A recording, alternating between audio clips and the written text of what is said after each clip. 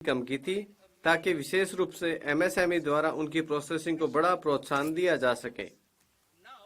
अब मैं cobalt powder और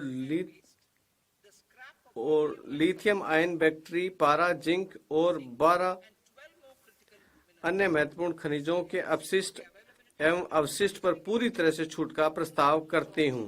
इससे भारत के विनिर्माण के लिए उनकी उपलब्धता सुनिश्चित करने तथा हमारे युवाओं को लिए अधिक रोजगार उपलब्ध कराने में मदद मिलेगी। मैं प्रतिस्पर्धी मूल्यों पर तकनीकी वस्त्र उत्पादों जैसे कृषि वस्त्रों, चिकित्सा वस्त्रों, भू वस्त्रों के घरेलू उत्पादन को बढ़ावा देने के लिए पूरी तरह से छूट का प्रस्ताव, वस्त्र मशीनरी की सूची में 2 अन्य प्रकार के शटल रहित करघों को शामिल करने का प्रस्ताव करती हूँ। मैं नो टैरिफ लाइन के द्वारा कवर किए गए बुने वस्त्रों पर 10% अथवा 20% के बीसीडी दर को संशोधित कर 20% अथवा 115 रुपये प्रति किलोग्राम जो भी अधिक हो करने का भी प्रस्ताव करती हूँ।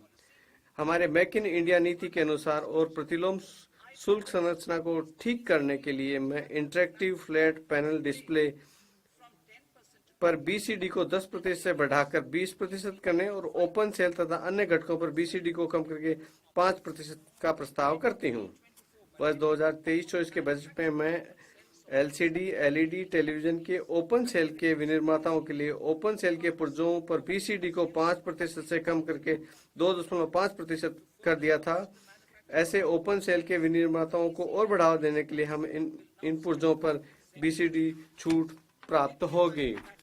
लिथियम आयन बैटरी, मैं इलेक्ट्रॉनिक वाहनों के बैटरी के विनिर्माण के लिए 35 अतिरिक्त पूंजी वस्तुओं और मोबाइल फोन बैटरी विनिर्माण के लिए 28 अतिरिक्त पूंजी वस्तुओं को छूट प्राप्त पूंजीगत वस्तुओं की सूची में शामिल करने का प्रस्ताव करती हूँ।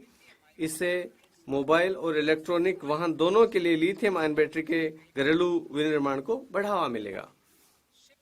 पौध परिवहन क्षेत्र, ये मानते हुए कि पौध परिवहन में उत्पादन शुरू करने से पहले की लंबी अवधि होती है, मैं जलपोतों के विनिर्माण के लिए कच्चे माल, घटकों, उपभोज्यों तथा पुर्जों पर अगले 10 वर्षों तक बीसीडी से छूट जारी रखने का प्रस्ताव करती हूँ।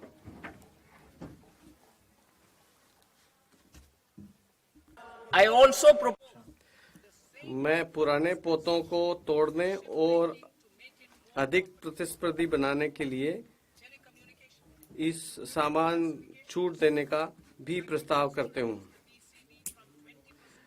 मैं वर्गीकरण उत्पादों को रोकने के लिए कैरियर ग्रेड इथरनेट स्विच पर BCD non carrier ethernet switch को सक्षम बनाने के लिए 20% से कम करके 10% का प्रस्ताव करती हूँ।